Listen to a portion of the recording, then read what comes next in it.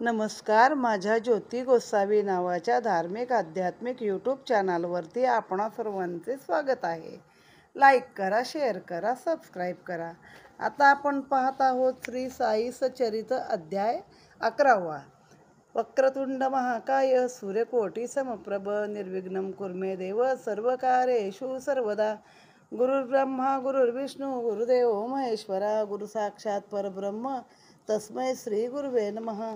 ब्रह्मानंदं परमसुखदं केवलं ज्ञानमूर्तिं द्वन्द्वातीतं गगनसदृशं तत्त्वमस्यादिलक्ष्यम् एकं नित्यं विमलमचलं सर्वभिः साक्षिभूतं भावातीतं त्रिगुणरहितं सद्गुरु त्वं नमामि. श्री गणेशाय नमः. श्री सरस्वते नमः. श्री गुरुभ्यो नमः. श्री कुलदैवताय नमः. श्री सीतारामचंद्राभ्यां नमः. श्री सद्गुरु साईनाथाय नमः. गतकथेचे अनुसंधान. बाबांचे अरुंद फळीवर शयन, अलक्ष आरोहण, अवतरण, अकळ विंदान तयांचे. असो हिंदू वा यवन, उभयतासी समसमान. झाले आयुर्दार्य पर्यालोचन, ते हे देवार्चन शिर्डीचे. आता हा अध्याय 11. गोड गुरु कथेचा सुहावा.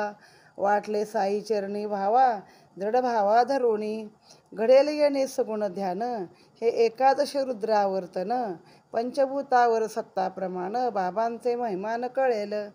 कैसे इंद्र अग्नीवरून, बाबांच्या वचनास देती मान. आता करुतयांचे दिग्दर्शन, श्रोता अवधान देईजे. पूर्ण विरक्तीची विरक्ती, ऐशी साईंची सगुण मूर्ती. अनन्य भक्तांची विश्रांती, आठवू चित्ती सप्रेम. गुरुवाक्यैक विश्वासन, हेची बाई साया देऊ आसन. सर्व संकल्प संन्यासन, करू पूजन या संकल्पे. प्रतिमा स्तंडिल अग्नी तेज, सूर्यमंडळ उदकद्विज. या साताही वरी गुरुराज, अनन्य पूजन करू की. चरण धरिता अनन्य भावे, गुरुसी काय पर ब्रह्म हे लावे. ऐसे गुरुपूजेचे नवलावे, अनुभवावे गुरुभक्ते. पूजक जेतवर साकारू, देहधारीचा आवश्यक गुरु. निराकारास निराकरू, हा निर्धारू शास्त्राचा. न करता सगुणाचे ध्याना, भक्तिभाव कदा प्रगटेना. आणि सप्रेम जव भक्ती घडेना, कळी उघडेना मनाची. ते उमलल्या वाचून काही, केवळ कर्णिके सगंध नाही. ना मकरंद ना भ्रमर पाही, ते तर आहे लक्षण भरी. सगुणतेची साकार, निर्गुणतेची निराकार.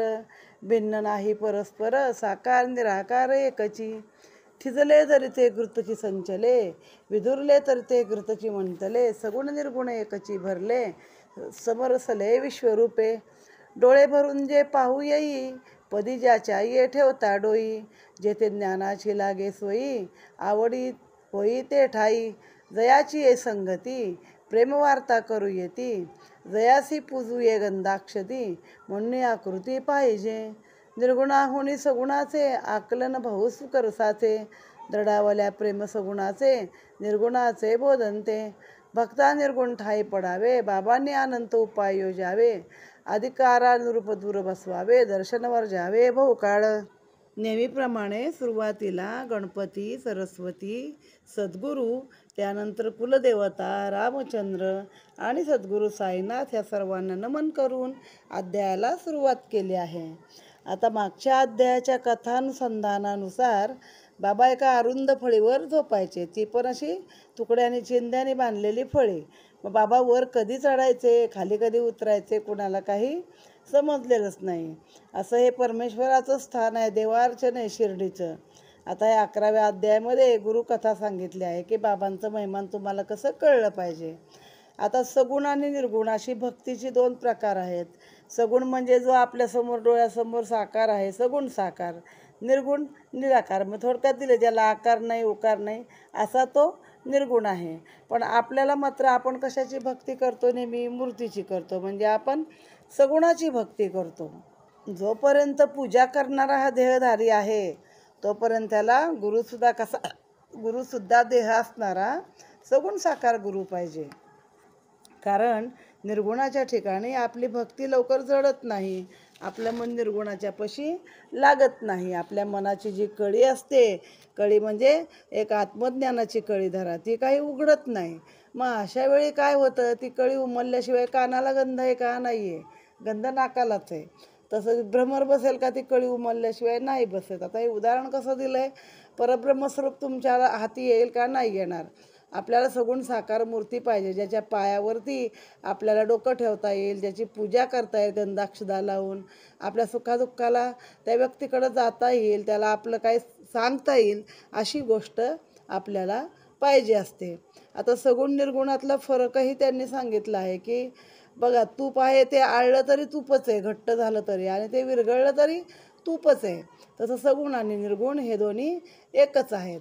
आता लोकांनी निर्गुणाची भक्ती करावी म्हणून बाबा त्या अनंत उपाय योजत होते. प्रत्येकाला अधिकारानुसार काय काय उपाय सांगायचे.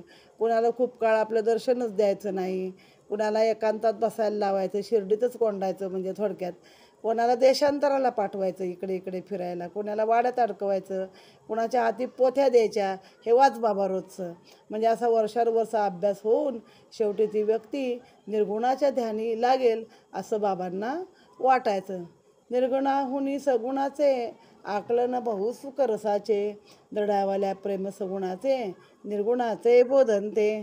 भक्ता निर्गुण ठाई पडावे, बाबांनी अनंत उपाय योजावे. अधिकारानुरूप दूर बसवावे, दर्शनवर जावे बहुकाळ.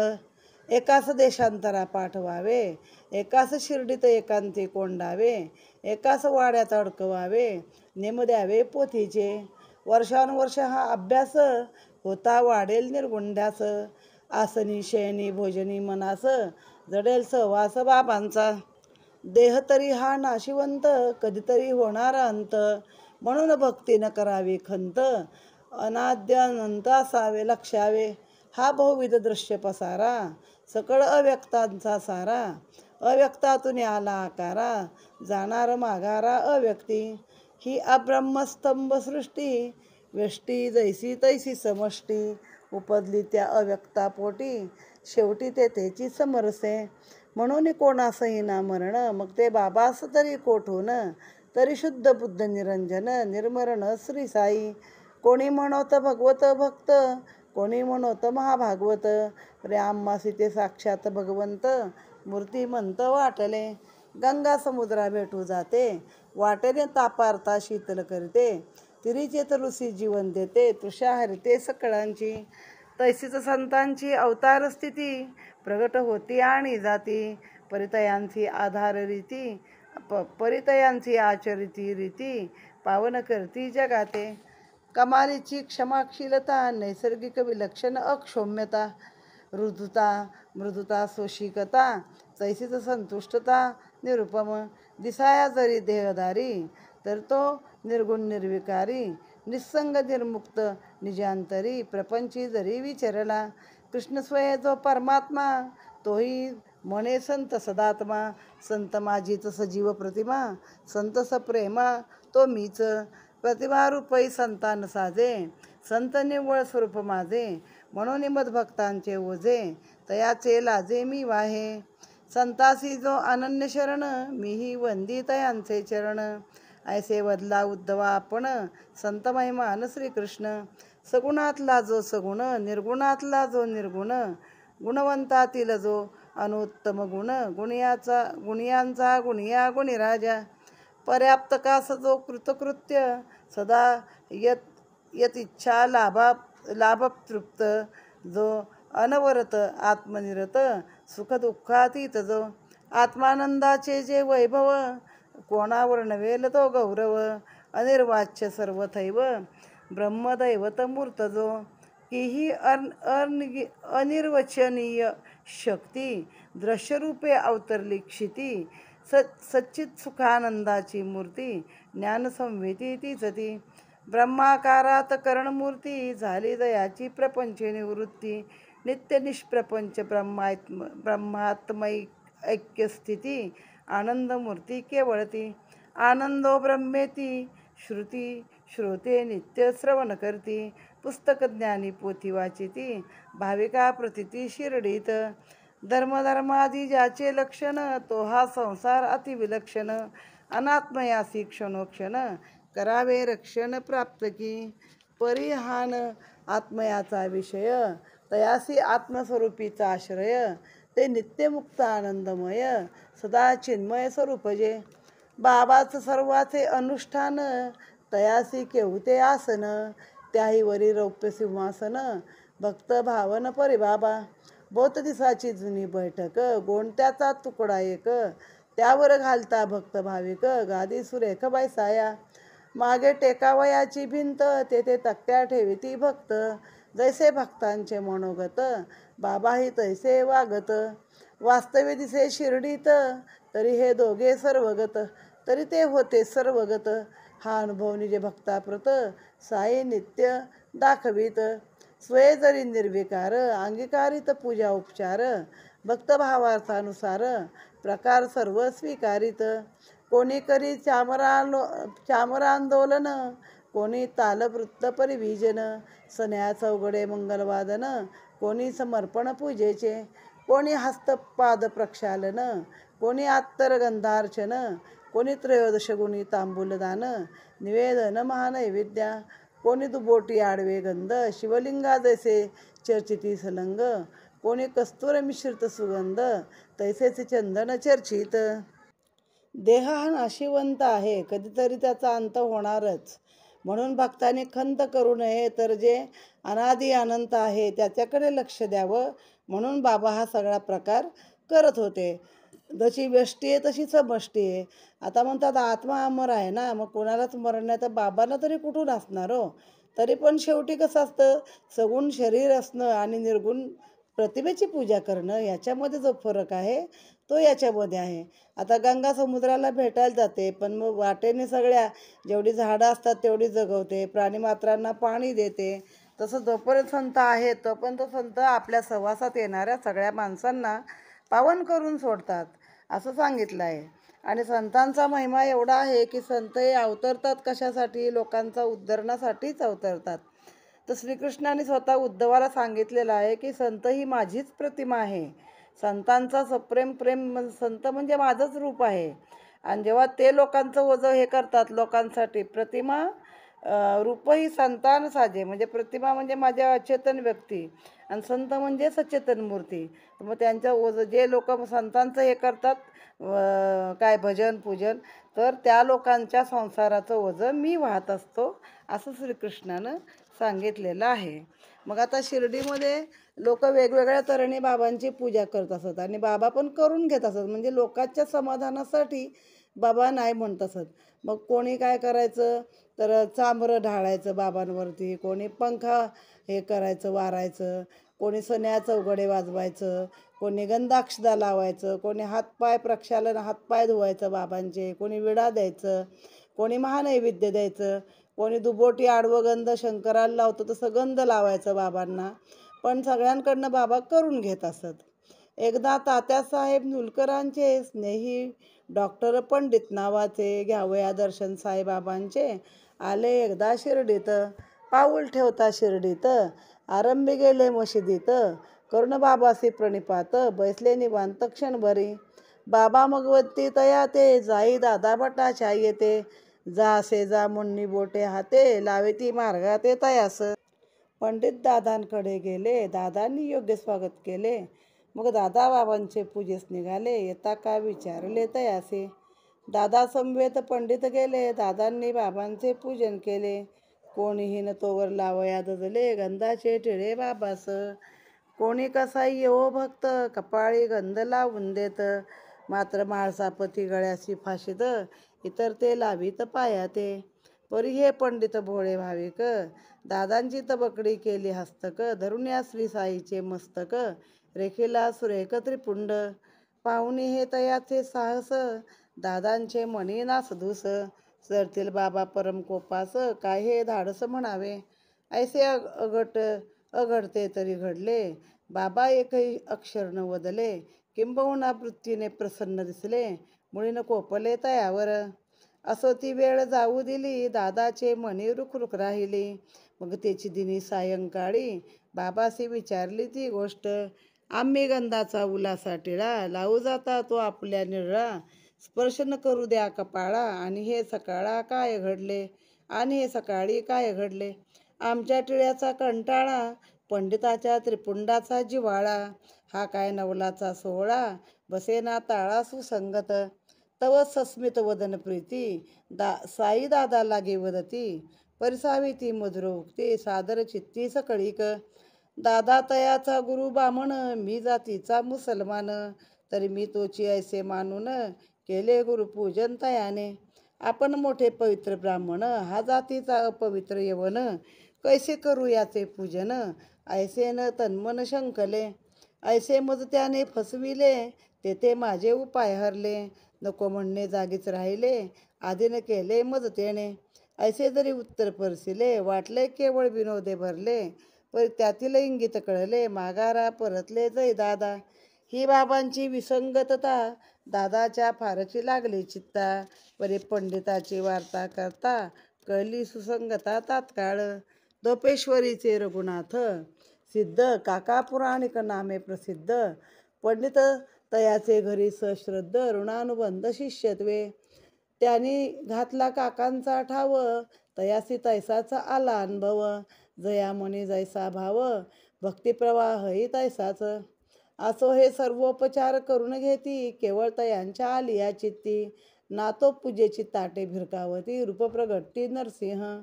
हे रूप जे का प्रगटी जेल, कोण धीराचा पाशी ठाकेल, जो तो जीव भेणे पळेल, वृत्ती खवळेल ही जेव्हा. कधी अवचित क्रोधवृत्ती, भक्तावरी आग पाखडती, कधी मेणाहुनी माऊ भासती, पुतळा शांती क्षमेचा. कधी काळाग्नी रूप भासती, भक्तासी खडगाचे धारेवर धरती, कधी लोण्याहुनी मवाळ होती, आनंद वृत्ती विलसती. जरी क्रोधे कापले थरथरा, डोळे जरी फिरविले गरगरा, तरी पोटी कारुण्याचा झरा, माता लेकुरा तैसा हा. क्षणात वृत्तीवर येता, हाका मारुनी वाहती भक्ता, म्हणते मी कोणावर हे रागावता, ठावे न चित्ता माझिया, माया हाणी लेकुरा लाथा, समुद्र करी नदिया परता, तरीच मी होय तुम्हा वेरिता, करीन अहिता तुमची या. मी माझी या भक्तांचा अंकित, आहे पाशीच उबाट, मी माझे भक्तांचा अंकिला, आहे पाशीच उभा ठाकला, प्रेमाचा मी सदा भुकेला, हा केला देतसे. हा कथा भाग लिहिता लिहिता, ओघाने आठवली समर्पक कथा, उदाहरणार्थ करतो श्रोता, सादर चित्ता परिसीजे. एकदा डॉक्टर पंडित नावाचे तात्यासाहेब नुलकरांचे स्नेही होते. ते एकदा बाबांचं दर्शन घ्यायला आले. शिर्डीत पाऊल ठेवल्या ठेवल्या बाबांनी हातानं सांगितलं, जा जा दादा भटाच्या घरी जा. मग ते तिकडे गेले, बाबांचं दर्शन घेतलं आणि नमस्कार करून गेले. मग ते दादांकडे गेल्यावर दादा म्हणले की चला आता आम्ही बाबांच्या पूजेला चाललो आहे, येता का. आले तो परत सोबत. आणि मग काय केलं, बाबा त्या दादांच्या हातातलं गंधाचं घेतलं आणि बाबांचं डोकं धरून बाबांच्या कपाळाला गंध लावलं. आतापर्यंत असं होतं, बाबा कधी कोणाकडनं कपाळाला गंध लावून घेत नव्हतं. म्हाळसापोती जास्तीत जास्त बाबांच्या गळ्याला गंध लावत असत, बाकीचे हातापायाला लावत असत. पण हा त्रिपुंड रेखला व्यवस्थित, आणि कोणी काय बोलले नाही. सगळे घाबरले आता बाबा चिडतील म्हणून. पण बाबा हसले, प्रसन्न झाले. म्हणजे पण ही दादांना रुखरुख राहिली दादा भटाला, की आम्ही गंध लावलं की आमच्याकडनं लावून घेत नाहीत, आणि या पंडिताकडनं बरं गंध लावून घेतलं. मग त्याला संध्याकाळी विचारलंच एक दिवस, काय म्हणे बाबा, आम्ही एवढं सुगंध लावायला गेलो तर तुम्ही लावून घेत नाही, आम्हाला स्पर्श करू देत नाही, आमच्या टिळ्याचा तुम्हाला आवडत नाही, कंटाळा येतो. या पंडिताचा मात्र त्रिपुंड बरं लावून घेतला तुम्ही कपाळाला. मग त्याच्यावरती बाबा हसले आणि म्हणाले, अरे त्याचा गुरु बामण आहे आणि मी जातीचा मुसलमान आहे, पण त्याने गंध लावताना असा विचार नाही केला की आपण मोठं पवित्र ब्राह्मण आहोत आणि आपण या अपवित्र जातीच्या मुसलमानाला कशाला पूजा करायची त्याची. असा त्याचा भाव होता. म्हणे त्याच्या भावाने मला फसवलं म्हणे, मला त्यामुळं काही त्याला नको म्हणता आलं नाही. असं जरी बाबांनी विनोदाने उत्तर दिलं तर त्यातलं खरं इंगित काय आहे, ते तुम्ही भक्तीने काही कराल, मनापासून कराल तर ते बाबा करून घेत असत. आधी दादा भटाला वाटलं बाबा विनोदच करतायत, पण खरंच विचारलं तर त्या डॉक्टर भटाचा काका पुराणिक नावाचे एक सिद्ध होते धोपेश्वरीला, रघुनाथ सिद्ध काका पुराणिक असं होतं.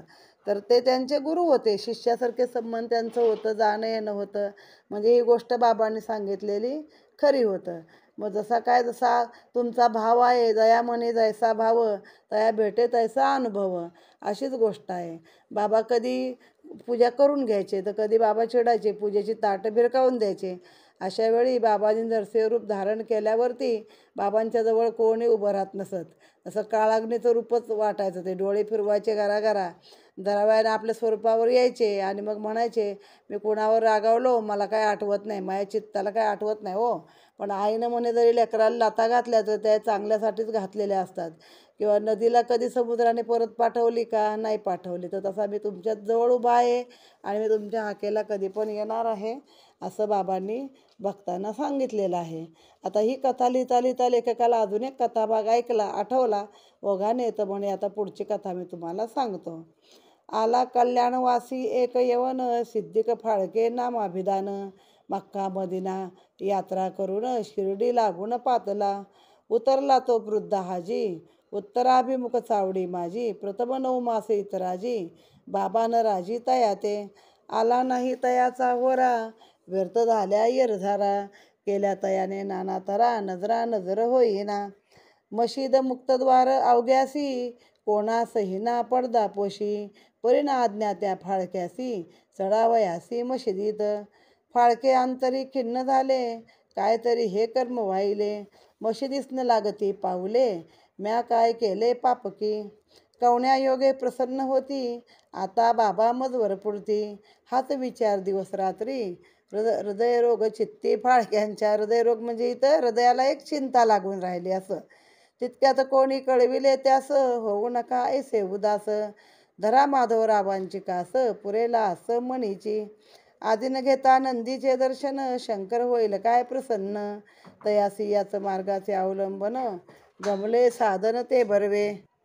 आधीन घेता नंदीचे दर्शन, शंकर होईल काय प्रसन्न, तयासी याच मार्गाचे अवलंबन, गमले साधन ते बरवे.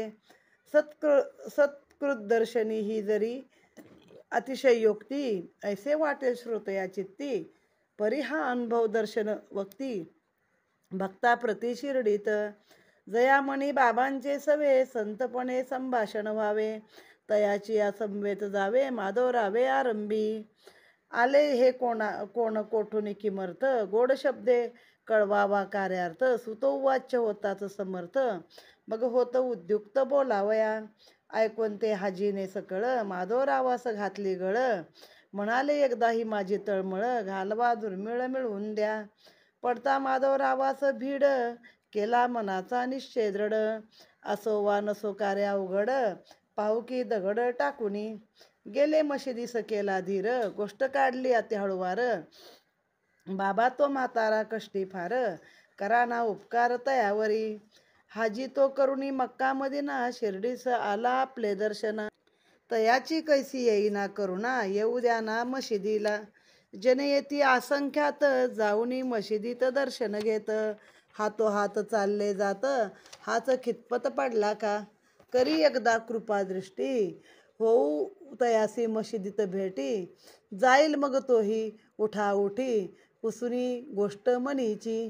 श्याम्या तुझ्या ओठाचा जार, अजून नाही वाळला तिळभर, नसता अल्लाची कुदरत तयावर, मी काय करणार तयासी.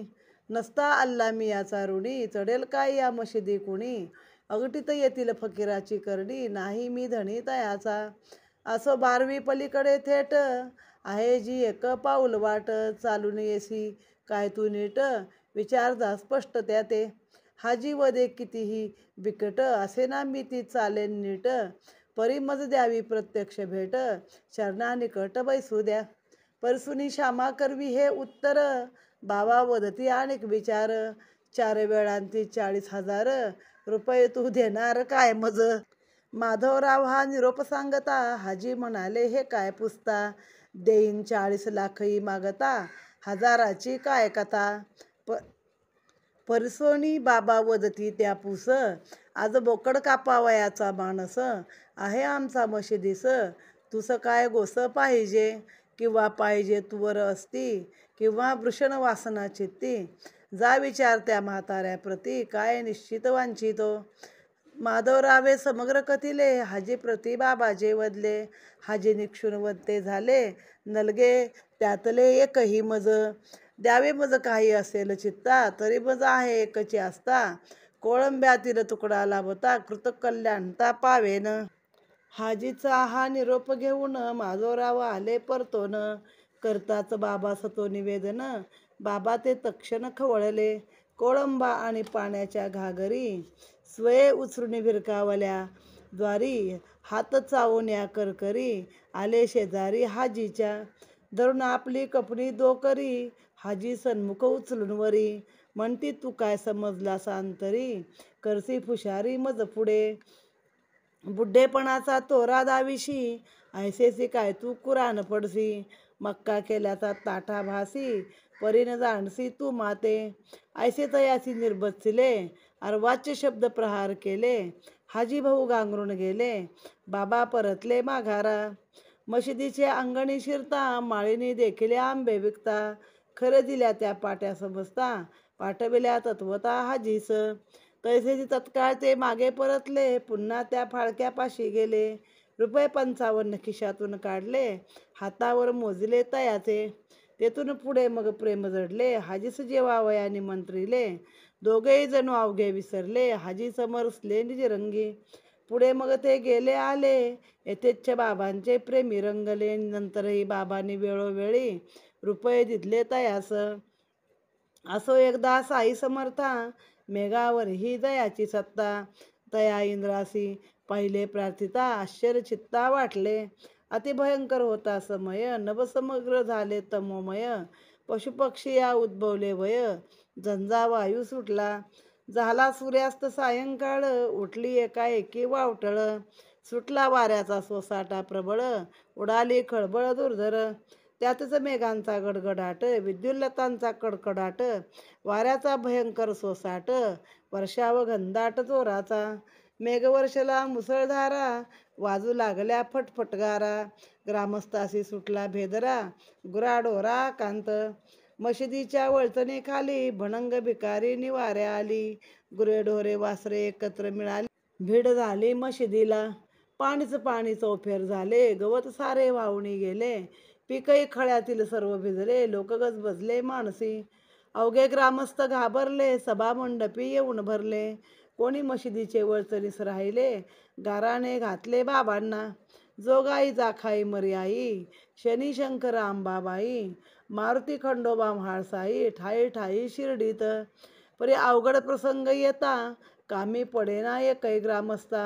तयांचा तो चालता बोलता धावता संकटी पावता एकसाई. नलगे तयासी बोकड कोंबडा नलगे तयासी टडा टोकडा. एक भावाचा भुकेला रोकडा करी झाडा संकटांचा. पाहुणे ऐसे लोक भ्याले महाराज फारची हेलावले. गादी सोडून पुढे आले उभे राहिले धारेवर. मेघनिनादे भरल्या नभा कडकडती विजा चमकती प्रभा.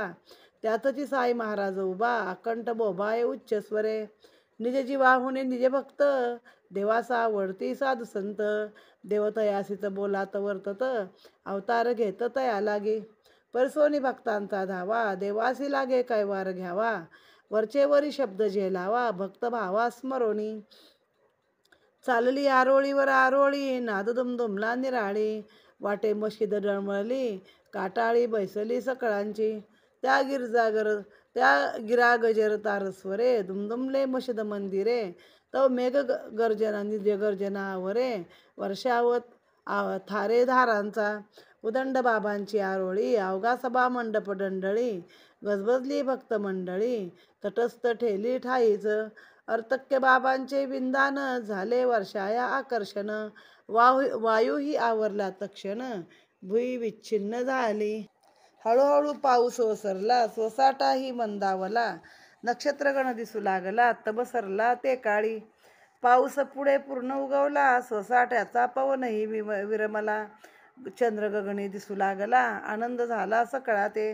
वाटे इंद्रास दया आली पाहिजे संतांची वाणी राखली.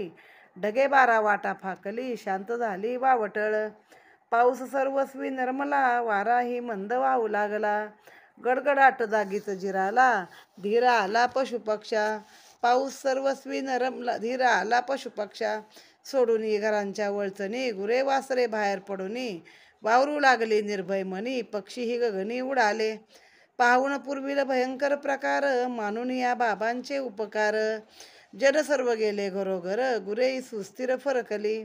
ऐसा हा साई दयेचा पुतळा, तयासी भक्तांचा अतिजिवाळा. लेकुरा जैसा आईचा कळवळा, किती मी प्रेमळा गाऊ त्या. अग्नीवरही ऐसीच सत्ता, ते आरतीची संक्षिप्त कथा. श्रोता परिस्थिती सादर चित्ता, कळेल अपूर्वता शक्तीची. एक सिद्दीक फाळके नावाचा हाजी होता. तो मक्का मदिना करून आला आणि शिर्डीला चावडीमध्ये उतरला. 2 चावड्या आहेत की उत्तराभिमुख चावडी, एक दक्षिणाभिमुख चावडी. म्हणजे एक दक्षिणेकडे तोंड करून आहे, एक उत्तरेकडे तोंड करून आहे. अशा 2 समोरासमोर चावड्या आहेत.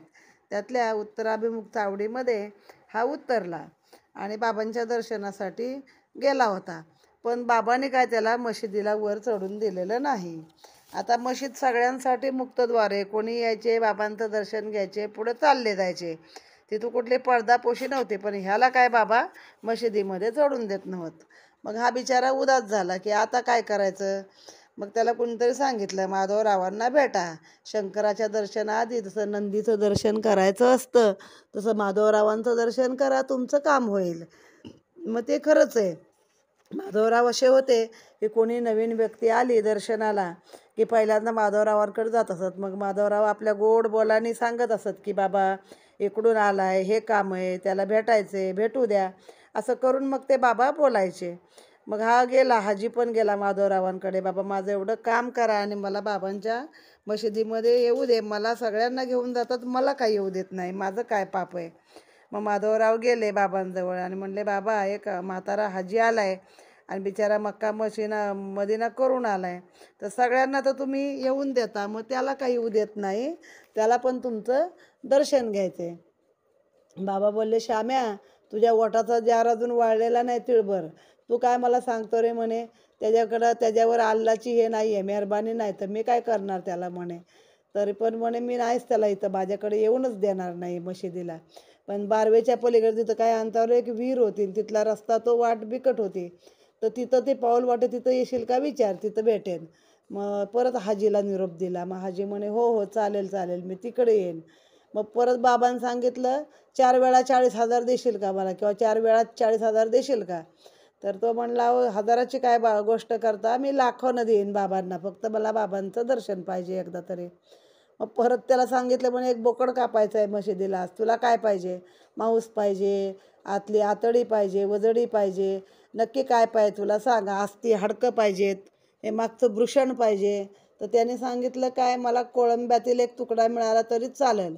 कोळंब्याचा म्हणजे कुठला पण एक आस्तीसकट हे मिळाला म्हणजे चालेल, म्हणजे हाड आणि वरचं मांस, असा एखादा हाडाचा तुकडा जरी मिळाला वरच्या मांसासकट तरी मला चालेल, मला काय असं नको बाकी.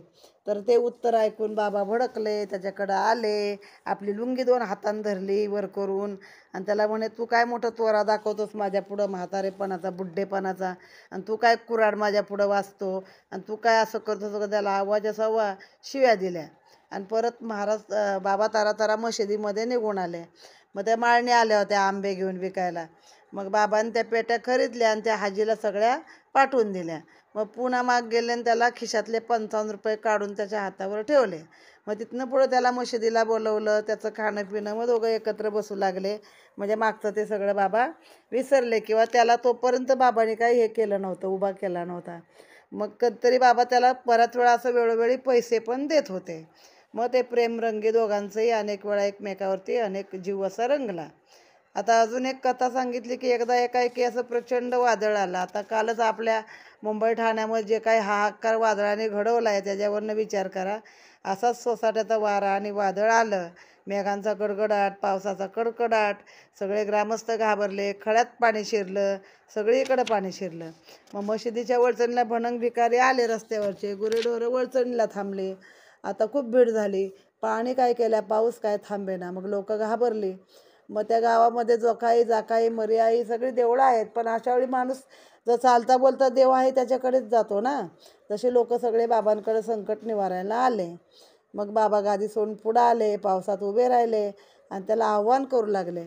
आणि हळूहळू एकदम त्या विजेच्या गडगडाटापेक्षा मोठा आवाज बाबांनी काढला आणि पार लोकांच्या कानठळ्या बसल्या आणि मशीद आणि मंदिरं सगळी दुमदुमली आजूबाजूची. एवढा मोठा बाबांचा आवाज होता तेव्हा. आणि मग तो बाबांच्या आवाजापुढं तो वायूचा आवाजही कमी झाला, वाऱ्याचा आवाज कमी झाला, विजा कमी झाल्या, पाऊस थांबला, वारा देखील थांबला आणि लोक आपापल्या घरी गेले. म्हणजे त्या इंद्राला पण शेवटी बाबांचं ऐकावं लागलं आणि बाबांचं ते ऐकून त्यानं आपल्या पाऊस थांबवला, असं त्याचा अर्थ आहे की लोक सगळी घरोघर गेली. आता अशीच एक संक्षिप्त कथा आहे, ती आपण आता ऐकूया की बाबांनी अग्नीवर पण कसं एकदा सत्ता आपली दाखवली आहे. एकदा माध्यानीची वेळ, धुनीने पेट घेतला सबळ, कोण राहिलं येथ जवळ, ज्वाळा कल्लोळ उठला, प्रचंड वाढला ज्वाळामाळी, तख्त पोशीला शिखा भिडली, वाटे होते मशिदीची होळी, राखरांगोळी क्षणात, तरी बाबा मनी स्वस्त, सकळ लोक चिंताग्रस्त, तोंडात बोटे घालत समस्त, काही शिकस्त बाबांची. एक म्हणे आणा की पाणी, तुझा म्हणे ते घालावे कोणी, घालता माथा सटका हानी, कोणत्या ठिकाणी जाईल, मनी जरी सर्व अधीर, विचार वया नाही धीर, बाबा तो होऊन अस्थिर, सटक्यावरी कर टाकला, पाहुणी ज्वाळांचा भडका, हाती घेऊन या सटका, हाणती फटक्यावरी फटका, म्हणती हटका माघारा, धुनी पासाव एक हात, स्तंभावर करती आघात, ज्वाळाकडे पाहत पाहत सबुर सबुर वदत ते, फटक्या फटक्यास खाली खाली ज्वाला नरम पडू लागली, भीती समूळ उडून गेली, शांत झाली ती धुनी, तो हा साई संतवर, ईश्वराचा तुझा अवतार, डोई तयाच्या पायावर, ठेविता कृपा कर ठेवील, होऊन श्रद्धा भक्तियुक्त, करील जो या अध्यायाचे नित्य, पारायण होऊन स्वस्थ चित्त, आपदा निर्मुक्त होईल, फार काय करू मी कथन, शुद्ध करून या अंतःकरण,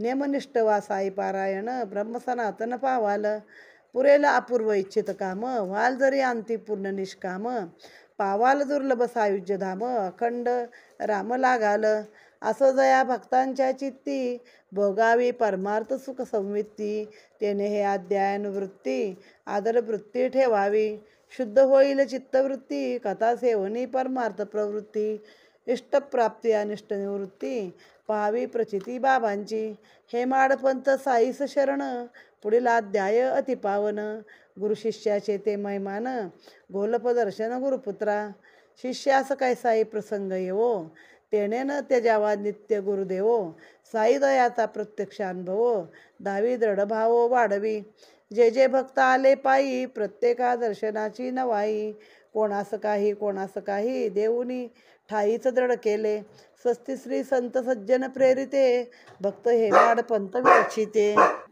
श्री साई समर्थ सच्चरिते, श्री साई महिमा वर्णन नाम, 11 अध्याय संपूर्ण. असंच एकदा बाबांची धुनी एकदम प्रज्वलित झाली, एवढी झाली की त्याच्या जाळ पार वर मशिदीला भिडला आणि प्रचंड अग्नी पेटला. म्हणजे जसं काय आता मशीद जळून जाते की काय असं वाटलं. लोक म्हणले पाणी घालूया, पण जाणार कोण हो, पाणी घालायला टाकलं तर बाबा आपल्या डोक्यात सटका मारतील. बाबा शांत बसलेले. मग नंतर बाबांनी डोळे उघडले, हातातला तो सटका घेतला आणि जमिनीवर आपटला फक्त. सबूर सबूर सबूर करत त्याला आज्ञा केली. त्याच्याबरोबर तो अग्नी हळूहळू शांत झाला. असं अग्नी आणि पाण्यावर बाबांची कशी सत्ता आहे हे अध्यायामध्ये सांगितलेलं आहे. आणि अशा रीतीने इथे हा अध्याय 11वा समाप्त झालेला आहे.